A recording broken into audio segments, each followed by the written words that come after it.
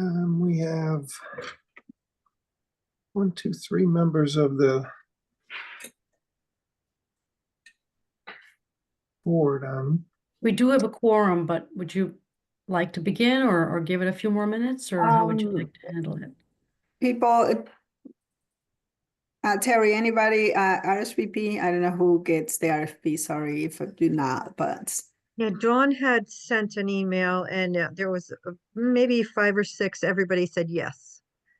So Tim was coming, so was Phil and There's Tim, Phil, and Lisa Tepper Bates and Greg Ugalde. yeah, thanks, Pat. And right now we have Kathy You and Chelsea. and Chelsea. Okay, let's wait for 1 more minute. I mean, there were. Sure thing.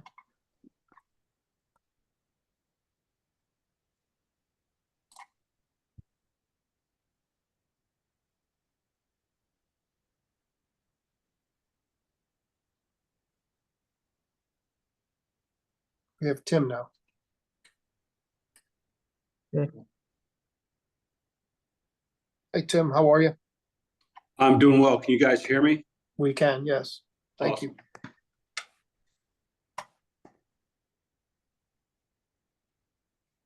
Tim, we're waiting, giving 1 more minute to see if somebody else joins before Okay. we start. Here's Lisa. Oh, awesome. Just give me 1 minute. I'm trying to open my file.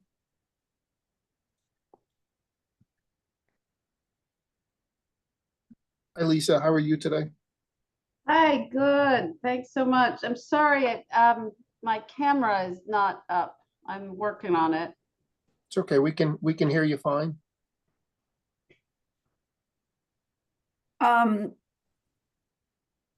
Terry, could you move the agenda? Thank you. Now I can see because I don't have it in front of me. Good afternoon, everyone. So I'm gonna call the meeting to order. It's 12:04 to discuss the QAP. And Terry, would you start us up? Sure. There's no materials that Excuse me, sorry. Do we need to Yes. do a roll call first? Oh, thank you. Sure. Dawn, are you there? Because yeah, here you are. I just want to remind everyone that we are live streaming and recording this meeting, and both of those have started. Phil DeFranzo, Timothy Hodges, Here. Catherine McKinnon, Here. Commissioner Mascara Bruno, Here. Chelsea Ross, Here. Lisa Tepper Bates, Present. Greg Ugalde. We do have a quorum in attendance for this meeting. Thank you, Dawn. Terry, go ahead. Sure, thank you. I wanted to just point out that today's meeting is a discussion. We wanted to really think about how we're going to make strategic adjustments to the QAP. And so you don't have any red line yet. We will look forward to sharing one with you in March after we've had some feedback and your direction. We wanted to think about what the QAP will accomplish for us, what our goals are. Anthony may want to make a few remarks to introduce this topic. Yeah, thank you, Terry. First of all, I just want to say good afternoon to the committee. I want to thank you for agreeing to be on this, to be part of our efforts here, given everything that's been going on in DC. And we know that, funding sources are in danger. Lots of our world as we know it is under threat, quite honestly, right now. And the fact that we're here to talk about a very important program for the state of Connecticut is extremely valuable effort that I think for all of us to be here together. So I just want to set the stage by thanking you all, but also by saying that we really have an opportunity here to achieve 2 different things. One is that we have sort of some shorter term things that we think we can achieve for this next 2-year draft QAP. And these are things that we've perhaps learned in the last few years that we think have, created unintended consequences, or there may be some issues we're trying to mitigate or rectify. One of them is supportive housing. We've talked about that before. The funding has largely dried up for services. We're seeing, the requirement or the incentive for supportive housing units, put a lot of strain on the sustainability of the developments in the long term. So we're hoping to have a discussion with you about how we might approach that. And then the opportunity map is another area that has received, some comments and concerns from various constituencies about the impact of it and whether it's achieving its goals. And so we want to address those two things, realizing that whatever we do in the short term has to be incremental, or I would recommend that it be. We try to be incremental given the long development timeline for deals and the adverse effects of making large-scale changes in a short amount of time. But there's a second part to this, which I'm hoping that we can engage in over the next few months, perhaps not ending there, but continuing on, but starting it in the next, few weeks to months. And that's the idea of stepping back, perhaps zooming out and asking ourselves, what are the goals of the 9% program? The 9% program is extremely valuable. It produces 450 units or so a year. And it is largely the vehicle by which we construct new units. The 4% has that effect, but is much harder to achieve because of the reduction of the equity. However, it is also very limited. It only has about 10 million or 100 million over the 10-year period. And we usually award 4 to 7 projects a year. And I guess, we believe, as the staff, we believe that it may be time to ask ourselves, is it achieving, like anything else that's complicated, you layer on things over time. And, we want us to step back and say, are all of these things the things we want in the 9% program? Are they achieving their goals? Knowing that developers will chase every single point to the extent that they can control something, they're going to go after it. And 3/4 of the 100 points in the QAP are things, don't hold me to that number, but are things that are within the developer's control. And so they're going to be trying to get those things in there. I only say that because my recommendation would be that we take a clean room approach, that we step back and we say, what are the things we want the 9% program to do? Of course, produce units, but what else? Right? Should we be trying to create certain kinds of housing? Is it certain places? Is it what other housing policy priorities are important to us? And of course, how do we pay for it all? And so I'm happy to be a part of that discussion. We want to be helpful to the task force. We want to be thought leaders with you as we go through this. Again, I envision the second part being a longer term proposition. Could take a few months to maybe a year or even more. And perhaps it's with signaling and messaging that we start to have those conversations, so that we start to let the development community know, to the extent we're moving towards a certain type of QAP or a certain direction. All of that to say is we're happy to be here. We're excited about the topics in front of us today, and looking to continue to have a good discussion with you all. Thank you. Thank you, Nandini. Thoughts? Anyone have any initial feedback on the greatest need that we want to accomplish with the 9% round? Well, let's go over the discussion and then we can react. Sure. We only have an hour. Yeah. Yeah, it's true. So true. Okay, so there again, we're looking at, say, first we're going to check into supportive housing and figure how can we treat this differently so that we don't burden the developers and that we continue to serve the most vulnerable residents in Connecticut. One of the things we looked at is where is the greatest need by checking in with our CAN leadership at DOH and getting their report by CAN region. I know OPM also has a report, it's embedded in their fair share housing study that is by COG region, and it's not very dissimilar, although, you know, the geographies overlap. Where do we want to go? Well, it looks like Fairfield County and New Haven have the greatest need across, you know, the youth, the middle, and the elderly population over 55. So, you know, do we want to continue to do what we're doing, or do we want to point at it geographically? So that's another question to consider. So it was interesting in looking at the report from DOH in that many of the units that we thought we needed for youth are just not there. So anecdotally, we might have thought there's a tremendous need. It's not as bad in some areas, or maybe they're just not reporting, which tends to happen with young adults, right?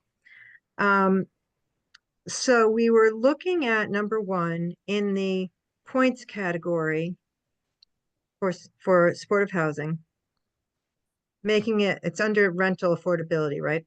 So we were looking at making it an either or proposition. If you're providing supportive housing, you get the points. Or if you're providing housing for households at or below 30% AMI, then you get points. Right now, people are getting points, you know, double, they're sort of double dipping. So they're not providing additional 30% units. They're just getting the points for supportive housing. That's one concept, is to just sort of isolate the supportive housing units from the deep income targeted. The other to think about is whether we want to put in demonstration of need. So in your evidence, an applicant's evidence of the need for supportive housing, they may include the evidence of the need from their CAN region or from DDS or whoever they're providing the supportive housing for, and the agency would provide that evidence. That might get us to really meeting the need in the region, if that makes sense to you. And so just so everybody understands, right now, the points just get awarded for the presence of those units in any given project. Doesn't matter where it is, doesn't matter what the need is in that area, if there's even a demonstrated need. And so we've heard over the course of the past year on a couple of projects, Lisa, you brought it to question a couple of times as to whether or not we're being a little too arbitrary in our application of those supportive housing units and whether or not we should get it more defined. So this is something that we do think we should address over the course of the last couple of times that we've updated the QAP. Supportive housing has been brought up as one of the points associated with supportive housing have been brought up as one of the main concerns by our development community as well. So we think this is the proper time to start addressing this. And maybe by refining how we give those points, we can address both concerns. Yeah, I think that is not, I like the idea, Terry, of separating to give points for those 30%, because we have people that really don't need services, but they are our entry-level workers, right? Our Yes. minimum wages worker. But also on the supportive unit to be able to provide, because if we were looking at what was in the past, that the service provider will have some money, and then you get the developer to engage with them in different service providers. But right now, for example, we have the DDS. So DDS bring their own services, and so we have supportive units. The DDS is providing that services and is providing, and we are providing capital, which I don't want to, and people are double dipping, which I didn't say anything at this time from, because they were double dipping not only on the 30%, triple dipping, 30% of the units. I gave additional capital for them, and they got vouchers or wraps. So they got everything in there. Right. So I agree. I mean, if their performance, they're showing that they can provide a 30%, right? Those units, unless they give you other units that are at 50% and they allow those 30% units to just be at the market. Mhm. But I think that we have opportunity to establish relationship with, beside DSS, we still have that for this coming year and next year. So we have the resources there for keep incentivizing that. But there are other organizations that have been talking that they have clients. And so it's not the regular service provided with case management that we have had in the past, but are organizations that have their clients that can't find homes, but they're providing the services. So we need to be a little more strategic in bringing those organizations to talk to developers and look at where are they located, first of all, right, with their clients, and where are those needs. So I think that a little bit of flexibility, as you were saying, do the supportive and do the 30%, I think would allow for that. And we can be a little more intentional in connecting those services. Agreed. Good. And then, does anybody have a good sort of consistent way to identify need? Are there ways that we should be defining where the need for the actual supportive housing units should be? Is it just through the CAN information? So Pat, we- I don't know if you can see, but two of us have our hands up. I don't know who the moderator Oh. is. Oh, I couldn't see I that. am the moderator, but I didn't see the hands because your Yeah. wall is also yellow. Yeah, right. So sorry, and I think at least I don't know, Chelsea, what your thoughts are, but I think Go ahead, Pat, I Lisa. touch on that in part. But I did just want to take a step back, because often we talk about permanent supportive housing without everybody necessarily understanding what it is or how it fits in.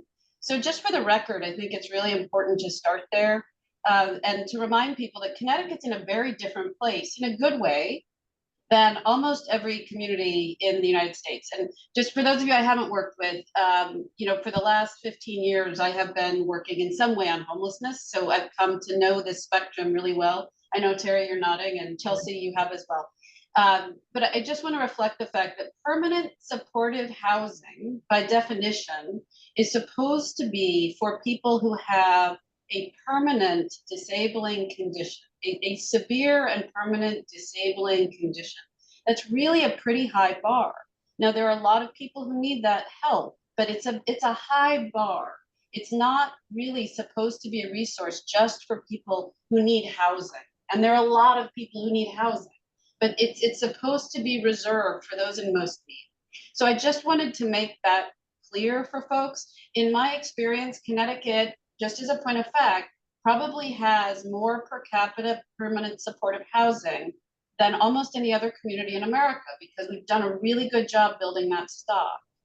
But we should all just remember that the population of people living with a severe and persistent disability is not an infinite population.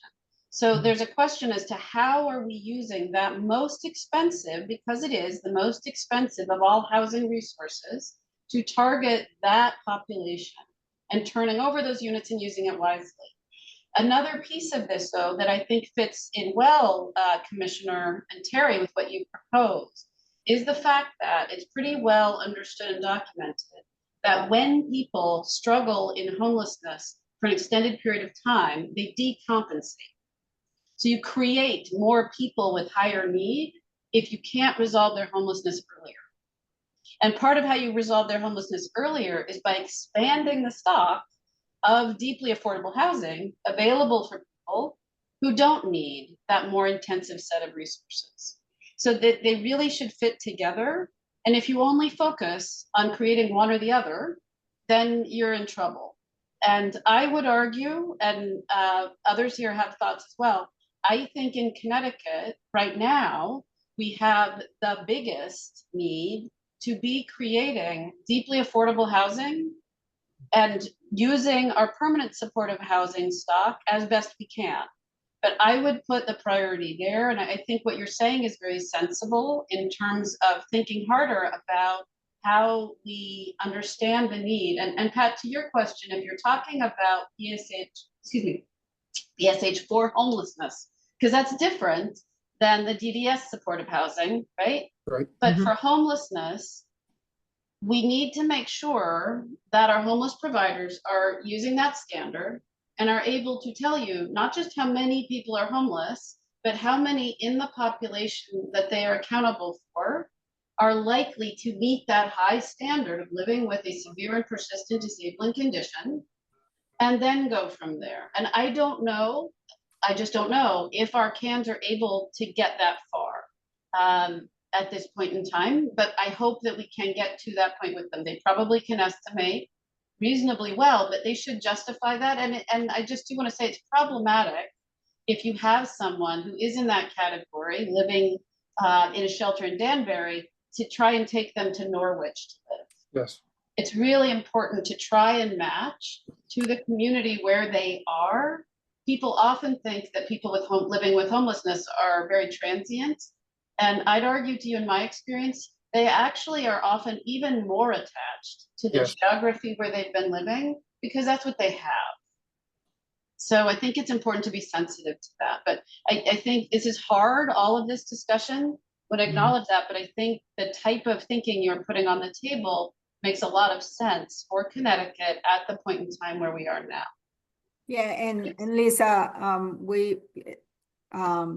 we are working, I'm working with the CANs and the service providers with the Interagency Council, and one of the ideas that we have is to provide resources to build the studios with wraparound services, especially for the chronic homeless people. And in a small, like 40 units, just will do the whole thing this day. So that's one of the programs that we're working with the Interagency Council. And then I think that the consideration of having those 30% units that we need, because we have a lot of people, especially on the study that first share came out, right? 0 to 30% is the most needed rents or apartments for our elderly and people that they are in fixed income, but the inflation is just so big that they cannot afford their apartments. So I think that that's a consideration also that we need to take a look at. Chelsea? Thank you, Commissioner. I agree with you, Lisa. I think too, Commissioner, you had mentioned DDS coming with services. When we look at the supportive housing population, the issue with using the CANs to identify supportive housing need is that it doesn't include other populations like families with child welfare involvement. Supportive housing serves a broad range of folks. Primarily in Connecticut, it's used to exit folks from homelessness and stabilize chronic homeless folks. But that we know that it's used for folks experiencing developmental disabilities and other things. So I think, the best way historically that when I was at the Corporation for Supportive Housing was actually looking at those different agencies' wait lists for supportive housing. They maintain different wait lists. So if you were interested in saying, well, where is the geographic need, to Lisa's point, without moving people, would be to look at the people who are waiting for supportive services, and that that agency has already deemed them in need of that level of service to put them on the wait list. And it depends on agency whether sort of like when they're considered eligible for supportive housing. So you'd have to look at that. But I agree, and just want to put emphasis on what Lisa was talking about, with our deepest need being deeply affordable housing. Historically too, Connecticut has run into the situation repeatedly where people cannot exit higher interventions like supportive housing for lack of an affordable unit. And so, anecdotally and through data, we've seen that people stay in higher interventions for longer because they don't have anywhere to go. So, I think my word of caution to us is that historically the majority of supportive housing has been built through the prioritization of supportive housing. And so, we still do need supportive housing. We need to invest in the preservation of supportive housing. I know a couple of other states do a certain set aside percentage to get points. And so there's some consistency across their portfolios of saying that the project has to include 5% or 10% or some threshold that makes it arguably easier, excuse me, for the developer to work with a service organization to have services in place for 1 or 2 or 3 or 5 units in the project. And that's best practice too, of not concentrating supportive or folks with high need in any one property, but that can also present its challenges because there is an economy of scale of having a service provider on site in a building, et cetera. So I think that's just the caution, is if we don't include that emphasis on supportive housing, thinking about what that would mean for some high need populations in our state long term, and how we might be able to balance that with what we know the need is for those folks. Yeah, thank you, Chelsea. Nandini? Yeah, I guess I just want to ask a question I don't necessarily have an answer for, but if we're talking about creating units, in developments across the state, right, through the 9% program, and we know we're going to try to address the question of, where are these units best located based on need, availability of resources to address the need, as well as funding. I just want to make sure we don't lose sight of the fact that PSH, right? I mean, I'm speaking here from a little bit of ignorance, so please correct me if I'm wrong. PSH is a different thing, I think, from the units that are being produced through the 9% program. I don't know that they're the exact same thing, because there are PSH developments like that the commissioner's talking about that she finances or funds through her funding sources that are all supportive. We might do some of those in the 4% program or DOH only funding. And then you've got sort of these pockets of supportive units everywhere. Do we want to think about a strategy where perhaps the 9% are achieving one set of goals, one set of populations, is best poised to address one set of needs versus another? I don't know enough to speak to it intelligently, but I'm wondering if we don't want to obviously create redundancies, right? We want to be able to bifurcate or use resources to the best of their abilities and for the best uses of those resources. So anyway, I don't know what I'm saying. I guess I'm saying if the 9% is best positioned to address certain types of supportive units, what is that? What does that look like for us? Okay. Kathy, you have an answer for that?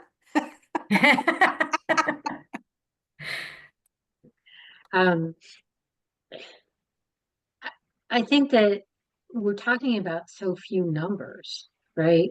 So, I think, Pat, you said around 450 units a year.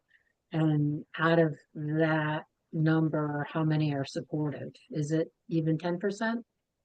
Sometimes Maybe 20. 5%? Yeah, I would say closer to 20%. That's a question we can follow up with after you speak. So out of the 400 or 450, we were doing 80 or 90 units a year of supportive housing. Yeah, that's about right.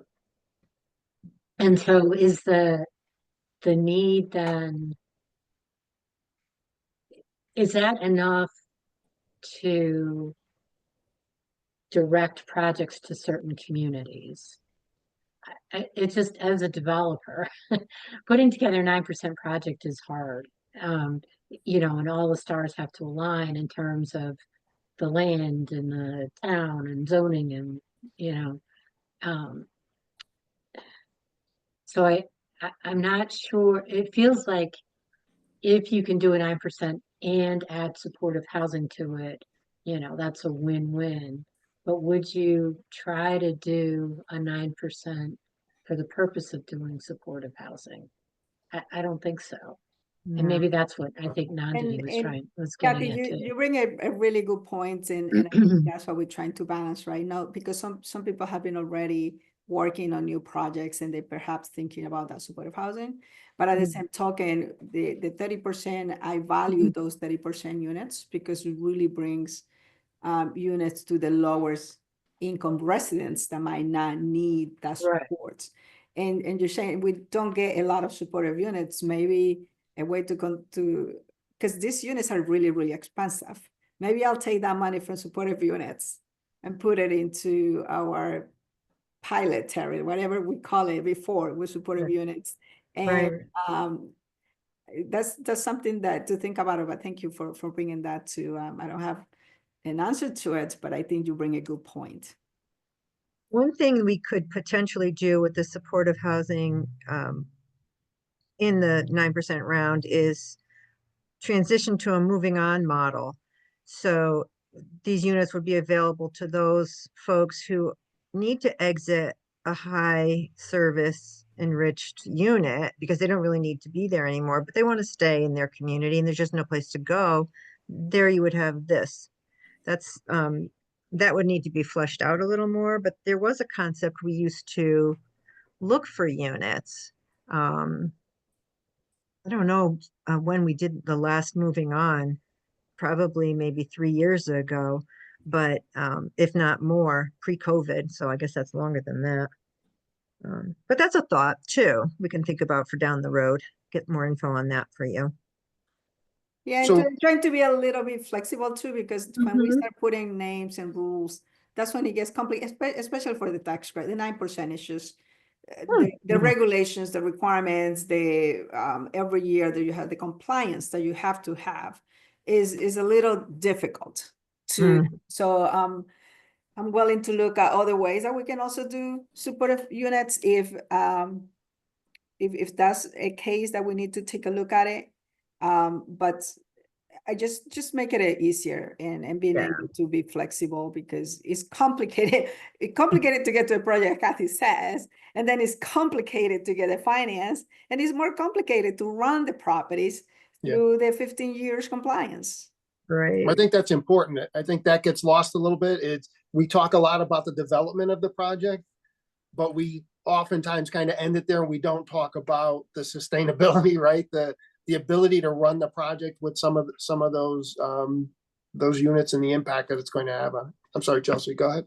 I just wanted to say, I'm not sure if this is from Nanthony, what you were saying, but to just be clear, right? Supportive housing as a model is just services matched with housing. So while we have set aside supportive housing projects and whatnot, like you can have supportive housing in any housing unit because it's someone who has a service need and then there's services attached. So just because a project isn't designated as supportive housing doesn't mean that takes it off the table to meet someone with supportive housing needs, because they could have services in a unit that is affordable to them. Those are really the only two ingredients that you need for the magic of supportive housing, is an affordable housing unit and a, high quality service provider that can meet the unique needs of that person. So yeah, I just want to say that That's we could helpful. still have a portfolio full of supportive housing. It would just Right. look a little different. Gotcha. All right. So Terry, Yeah. tell us the other areas that we have so that we can get through. map. But Yeah, that yeah. doesn't need to make sure that we get through. I know, I was watching the clock because we just had really two major topics. This was one, supportive housing, and the Okay. other is the opportunity Map. the Yeah. whole opportunity mapping and that section.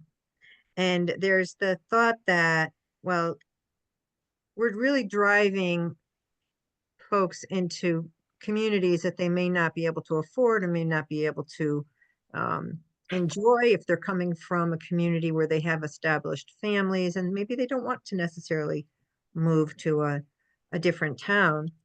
But it is still important. So perhaps the approach would be to take the development located in an area of opportunity, that one section of the, there's two things. There's the opportunity map, and then there's the 830G. Well, if we just look at the opportunity map one, and reduce the points for the development located in an area of opportunity and remove the requirement that the development contains more than 50% two-bedroom units, we might find a more equitable solution to working with the opportunity map. So currently, the points range from very high, high, moderate, low, and very low, from 9, 8, 6 to 0.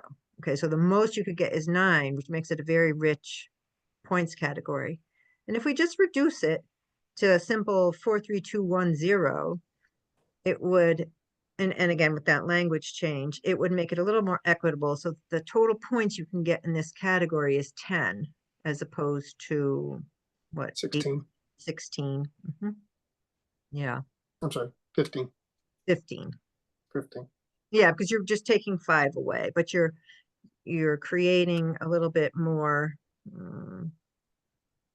equity, if you will, and the ability to create units that might be more appropriate for a community. So if there's an elderly population or not a need for units for single people, then you would have the ability to do that in an area of opportunity as opposed to creating family units.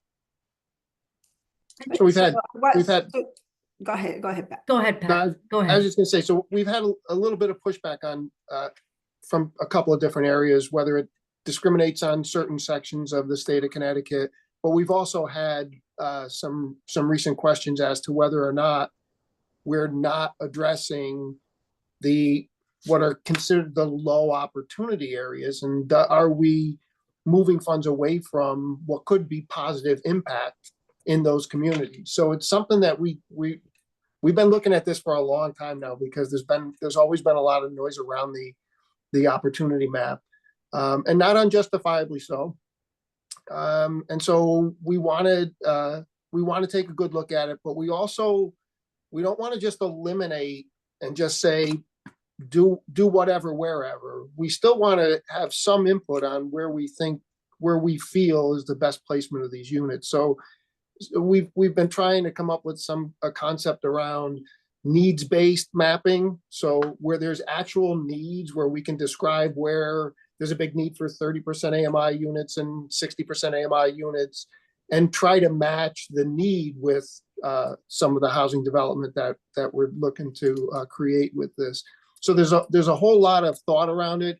I think we have to be very cautious about not just eliminating the map in this cycle, because we have projects out there that have been building to get those 9 points or as close to the 9 points as possible. And so if they weren't successful this time around, or they weren't ready to submit this time around, they're probably shooting for next year, and to just take those points away would be very, very detrimental to some projects that have put a lot of time and effort and probably money into getting where they're at. So those are just a couple of thoughts to start the conversation. So, Pat, some of the feedback that I have gotten, actually yesterday, a developer in London was talking to me, is that the points with the opportunity map as we have it right now doesn't give an opportunity to the cities to apply for.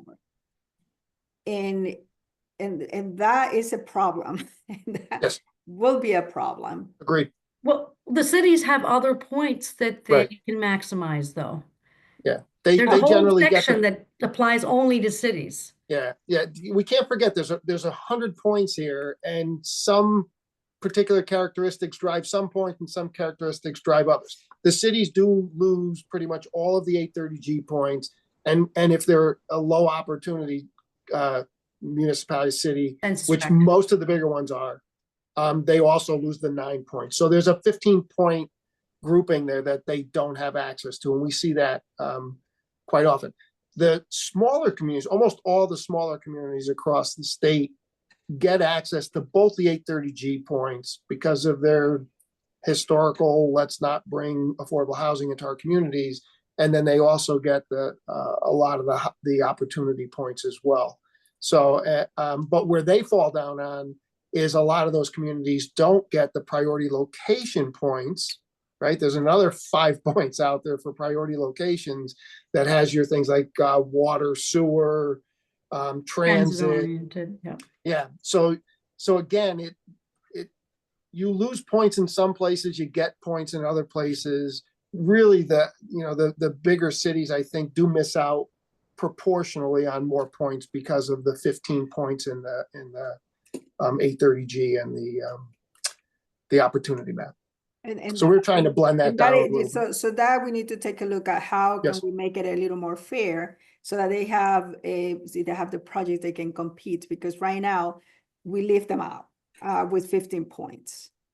And it's not just one city, it has been several cities that have said the same thing when they look at the points. This is not a housing authority with revitalization that they get the points because they transform in the projects, then they're not gonna be competitive. So the task to the staff is, can you find ways that we make it, I mean, it's about the project, right? There should be other readiness to proceed, some contributions, so anything else that makes the playing field a little more equitable for everyone to have access to the resources. Right. So that's why we're considering trying to move this to more of a needs-based mapping model rather than this opportunity concept. And we understand it, and we think it's a good concept, but we think there might be a better concept out there for the way we deploy our credits, a little bit more helpful. Chelsea?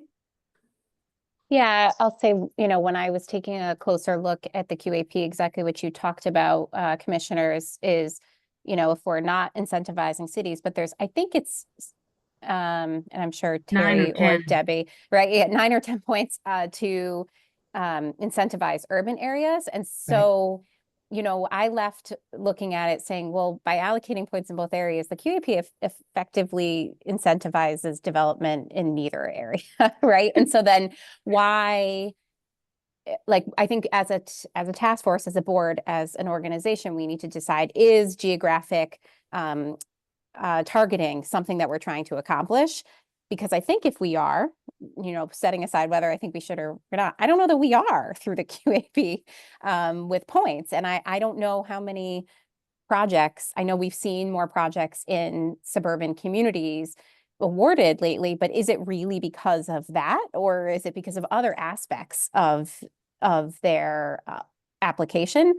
So I think that's really, I think, Nandini, you started this conversation by saying, okay, well, the greatest need is in New Haven and in Fairfield, or, right, if we need to make that decision of like, what are we really trying to prioritize here? And then make some hard decisions in how we allocate points that are invariably going to make someone mad, because when someone wins, I hate this about our world, someone else typically loses. And there's some cases where that isn't the case, but in a limited resource of LIHTC credits, that is the case. And I worry that over time, the QAP has resulted in points everywhere that really end up not meaning much. And so I really want us to take a harder look at that. Thank you. Kathy? Kathy, you're muted. I think it's almost impossible to win a 9% in an urban area unless you really max out the 30%, supportive housing. And the pushback we get then is urban areas want to see more mixed income properties because of the, concentration of poverty. So yeah, I know we've had a couple of projects we haven't moved forward with on a 9% because, when we scored them internally, there's no way we would be competitive. But I guess it does go back. I mean, that being said, that's, the fact that there are a lot more suburban communities, I mean, that's a good thing for the state, right? So I guess it does come back to the overall policy of, because I think it is directing projects to communities outside of the state. I mean, outside of the state, outside of the urban areas. I don't know. I mean, that's not in my self-interest, but I don't think it's a bad thing for the state, Interestingly enough, some of the concerns about the map would actually, if we diluted the effects of the map, would actually hurt those very specific areas that we're trying to incentivize Mm.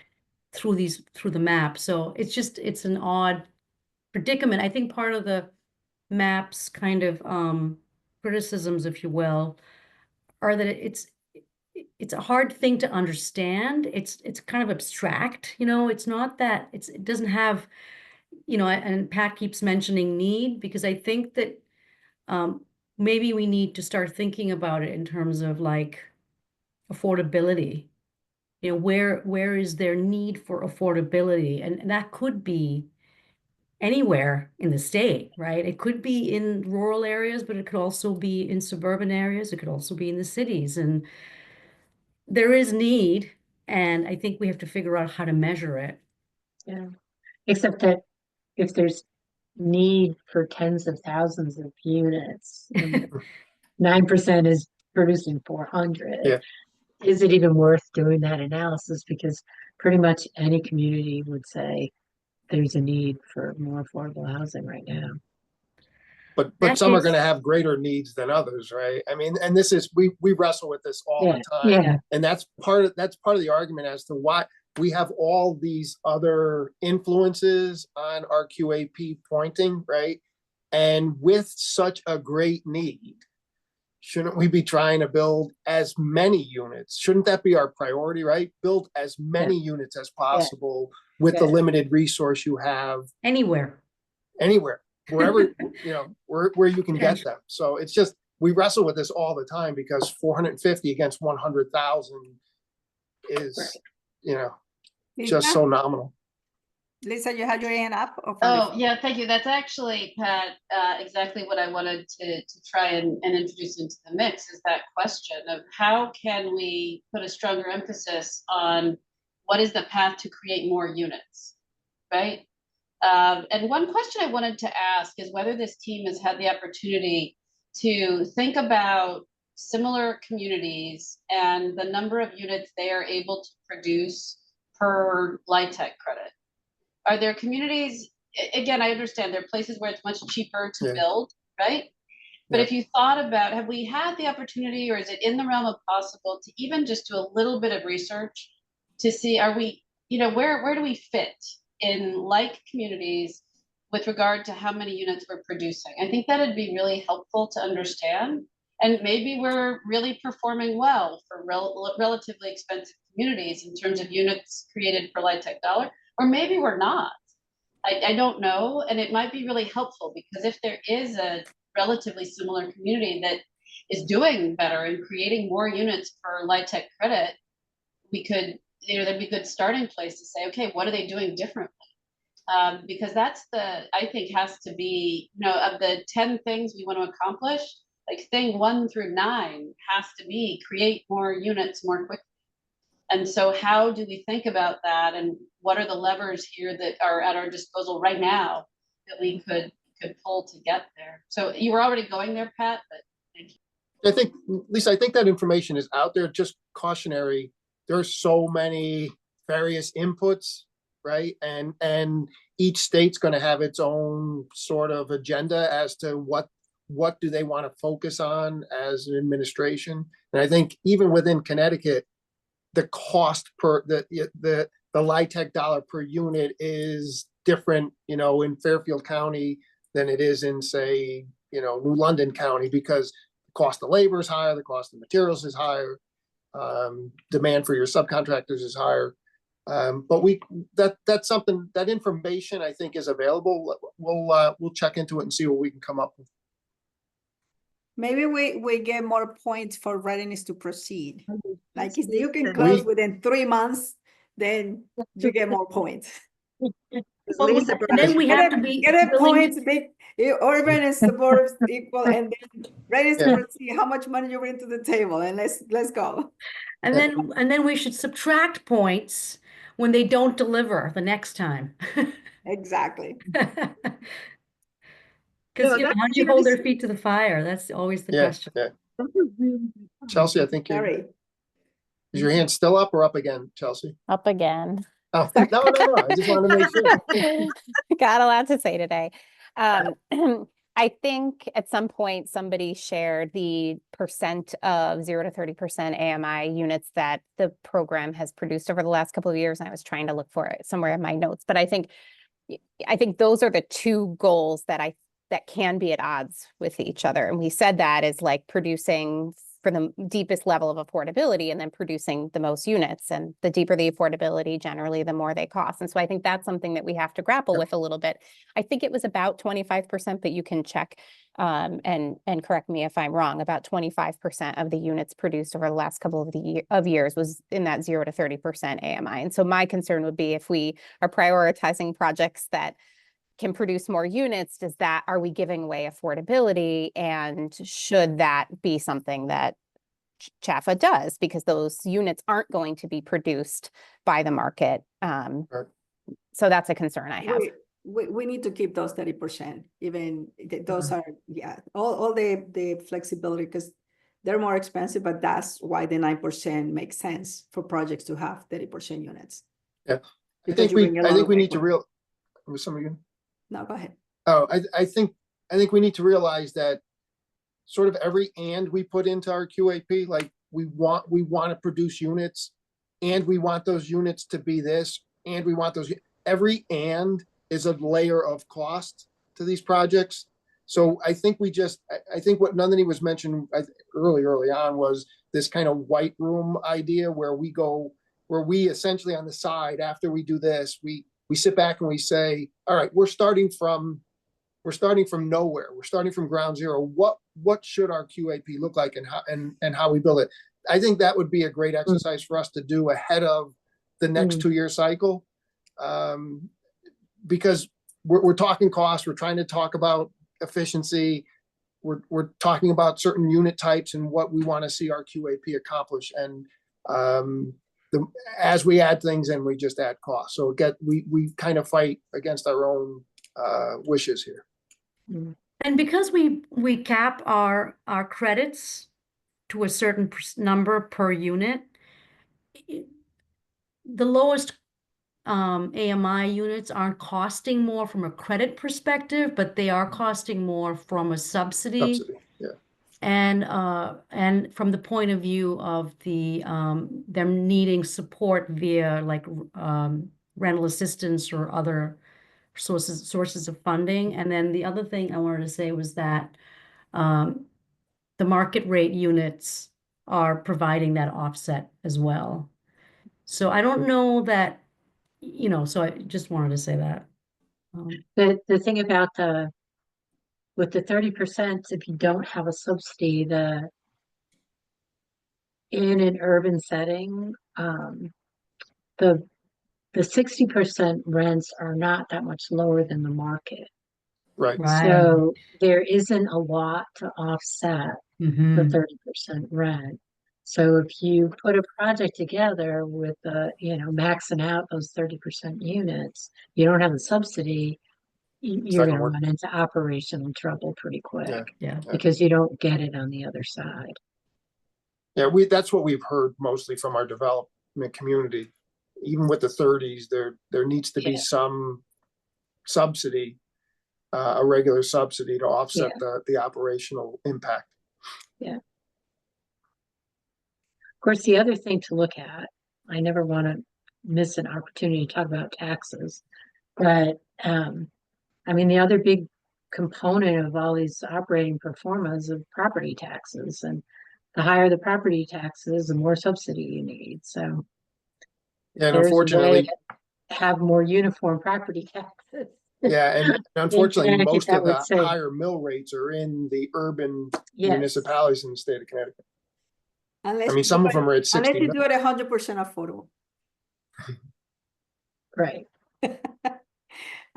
Lisa? Yeah, I just wanted to ask quickly on the question of building technology.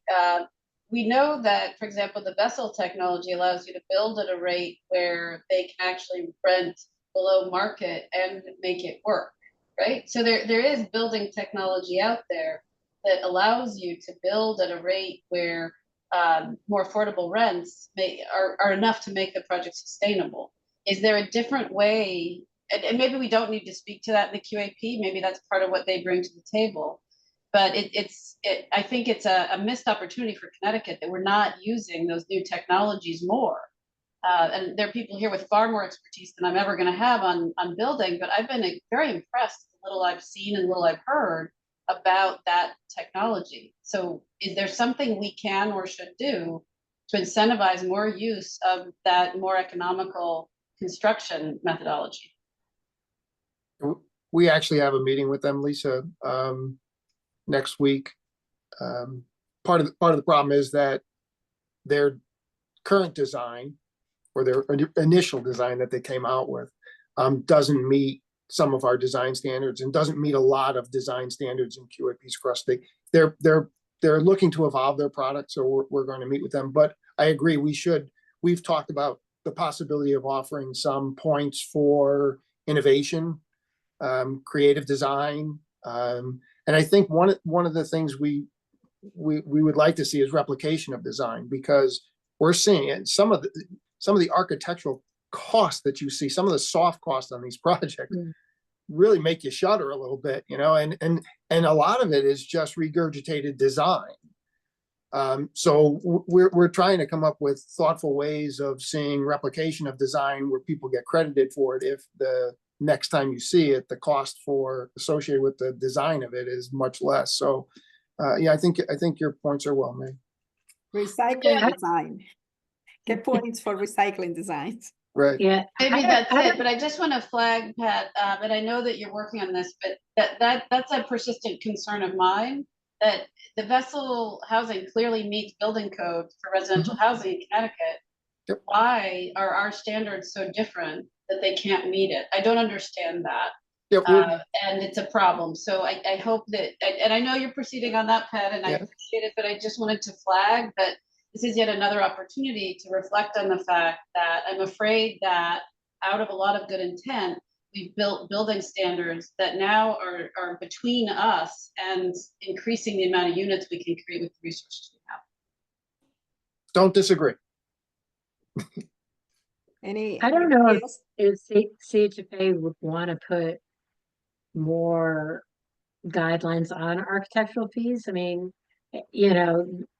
they're directly related to construction costs, and with all the supply chain issues and that kind of stuff during COVID, construction costs all went up. They're not coming down, but there wasn't increased costs for architects, other than maybe labor. But I've seen those costs go up so much quicker than what they should be. And I don't know if there's a way to,